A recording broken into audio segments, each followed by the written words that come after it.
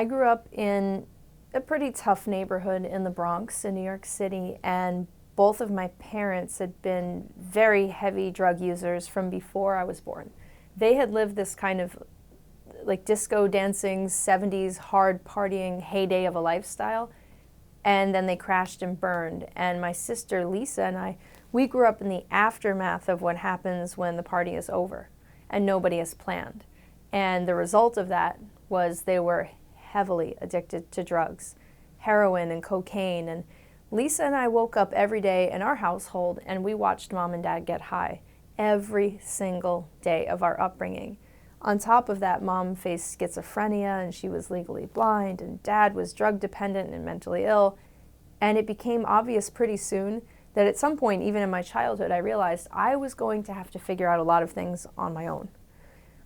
I grew up in a household where even though my parents were getting high, and even though we grew up on welfare and we had all these obstacles, I experienced myself as incredibly loved by my parents. And I think when people ask about a transformation that later would happen in my life, where was the beginning of that?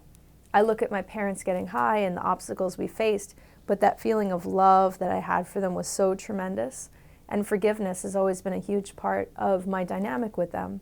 They were very imperfect people, but between my mom being mentally ill and my dad being sick, I would watch the two of them.